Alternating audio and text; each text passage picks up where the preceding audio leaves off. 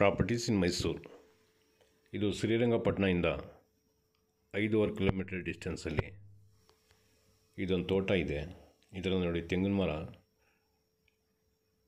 ಹೆಚ್ಚು ಕಮ್ಮಿ ಒಂದು 70 ತೆಂಗಿನ ಮರ ಇರ್ಬೋದು. ಫ್ರಂಟಲ್ಲಿ ಈ ಥರ ಕಾಂಪೌಂಡ್ ಮಾಡಿದ್ದಾರೆ ನೋಡಿ. ಈ ತೋಟಕ್ಕೆ ಈ ನಾಲೆ ನೀರು ಹೋಗ್ತಾ ಇದೆಯಲ್ಲ, ಇದೆಲ್ಲ ತೋಟಕ್ಕೆ ಹೋಗುತ್ತೆ. ಬೇಕು ಅಂತಂದರೆ ಬಿಟ್ಕೋಬೋದು, ಇಲ್ಲಾಂದರೆ ಸ್ಟಾಪ್ ಮಾಡ್ಬೋದು. ಒಂದು ಬೋರ್ವೆಲ್ ಬೇರೆ ಎಕ್ಸ್ಟ್ರಾ ಇದೆ, ದೊಡ್ಡದು ಒಂದು ನೀರಿನ ಟ್ಯಾಂಕಿ ಇದೆ. ಈ ಕಾಂಪೌಂಡ್ ಕಾಣ್ತಾರೆ ಬರೀ ಫ್ರಂಟ್ ಮಾತ್ರ, ಮಿಕ್ಕಿದೆಲ್ಲ ಫೆನ್ಸಿಂಗ್ ಮಾಡಿದ್ದಾರೆ. ಈ ಥರದ್ದೊಂದು ಗೇಟ್ ಇದೆ. ಮುಂದ್ಗಡೆ ಸ್ವಲ್ಪ ಜಾಗ ಖಾಲಿ ಇಟ್ಟಿದ್ದಾರೆ, ಏನಕ್ಕೆ ಅಂತಂದರೆ ಮನೆ ಗಿನೆ ಕಟ್ಕೊಳ್ಳೋಕ್ಕೆ ಇರಲಿ ಅಂತ ನೋಡಿ. ಈ ಥರ ವಾಟರ್ ಸ್ಟೋರೇಜ್ ಮಾಡ್ಕೊಳ್ಳೋಕ್ಕೆ ಇದೊಂದು ದೊಡ್ಡದು ಟ್ಯಾಂಕ್ ಇದೆ, ಹೈಟಲ್ಲಿದೆ.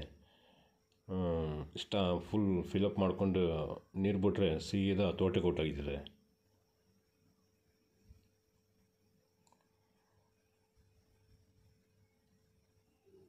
ಮುಂದ್ಗಡೆ ಸ್ವಲ್ಪ ಮಿಕ್ಸಿಂಗ್ ಟ್ರೀಸ್ ಹಾಕಿದ್ದಾರೆ ಮನೆಗೆ ಆಗೋಷ್ಟು.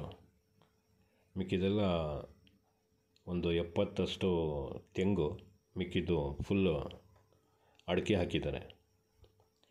ಅಡಿಕೆ ಮತ್ತು ತೆಂಗು ಎರಡೂ ಫಸಲು ಕೊಡ್ತಾಯಿದೆ.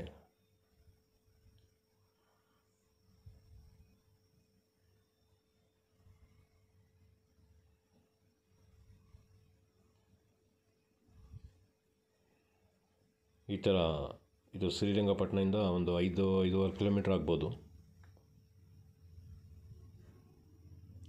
ಈ ಥರದ್ದು ರಿವರ್ ಟಚ್, ಕೆನಾಲ್ ಆಪೋಸಿಟ್, ಈ ಥರದ್ದು ಸುಮಾರು ಜಮೀನುಗಳಿದೆ. ಯಾರಿಗಾದ್ರೂ ಬೇಕು ಅಂದರೆ ಸಂಪರ್ಕ ಮಾಡಿ. ತೋಟನೂ ಇದೆ, ಖಾಲಿ ಜಮೀನು ಇದೆ. ಈ ನಂಜನಗೂಡು ಮತ್ತು ಟಿ ನರಸೀಪುರ ರೋಡ್ ಈ ಕಡೆ ಎಲ್ಲ ಫಾರ್ಮ್ ಹೌಸಸ್ಸು ಇದೆ. 15 ಕಿಲೋಮೀಟ್ರ್ ಮೈಸೂರು ಸಿಟಿ ಸೆಂಟ್ರಿಂದ, 17 ಕಿಲೋಮೀಟ್ರ್ ಮೈಸೂರು ಸಿಟಿ ಸೆಂಟ್ರ್, ಈ ಥರ ಡಿಸ್ಟೆನ್ಸಲ್ಲಿ ಸುಮಾರು ತೋಟಗಳಿದೆ.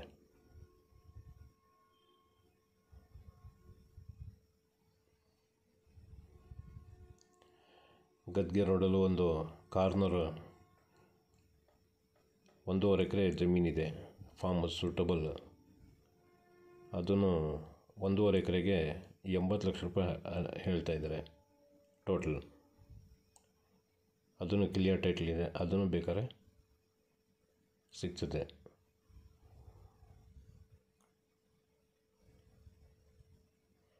ಈ ತೋಟ ಚೆನ್ನಾಗಿ ಮೇಂಟೆನೆನ್ಸ್ ಚೆನ್ನಾಗಿ ಮಾಡ್ಕೊಂಡಿದ್ದಾರೆ. ಈ ಕೆಳಗಡೆ ಬೀಳುತ್ತಲ್ಲ ಗರಿ, ಆ ಗರಿಗಳೆಲ್ಲ ಹಾಯಿಸ್ಬಿಡ್ತಾರೆ ಇದ್ರ ಮೇಲೆ, ಭೂಮಿ ಮೇಲೆ. ಅದು ಗ್ರಾಸ್ ಬರೋಕ್ಕಿಲ್ಲ ಆ ಥರ ಮಾಡಿದ್ರೆ ನೋಡಿ. ನಾಲೆಯಿಂದ ಬರ್ತಾರೆ ನೀರಿದು. ಈಗ ಓಪನ್ ಮಾಡಿದ್ದಾರೆ, ಅಲ್ಲಿ ಒಂದು ಗ್ಯಾಪ್ ಇದೆ, ಅದು ಮುಚ್ಚಿಬಿಟ್ರೆ ಬರೋಕ್ಕಿಲ್ಲ ಒಳಗಡೆ, ಮುಂದೆ ಕೊಟ್ಟೈತೆ ನೀರು. ಒಟ್ಟಲ್ಲಿ ಇನ್ಕಮ್ ಇರೋ ತೋಟ ಇದು.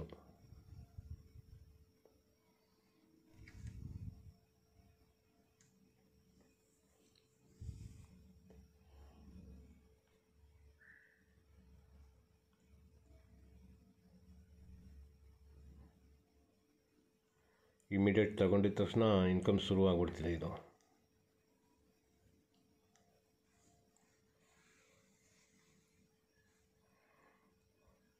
ಇಲ್ಲಿಂದ ಒಂದು 7-8 ಕಿಲೋಮೀಟ್ರ್ ಮುಂದಕ್ಕೆ ಹೋದರೆ ಇನ್ನೊಂದು 2 ಜಾಗ ಇದೆ. ಒಂದು ತೋಟ ಇದೆ, ಒಂದು ಖಾಲಿ ಜಾಗ ಇದೆ. ಎರಡೂ ದೊಡ್ಡ ರಿವರ್ಗೆ ಅಡ್ಜಸೆಂಟ್. ಬೇಕಾದ್ರೆ ಅದೂ ಇದೆ. ಯಾರಿಗಾದ್ರೂ ಬೇಕು ಅಂದರೆ ಸಂಪರ್ಕ ಮಾಡಿ.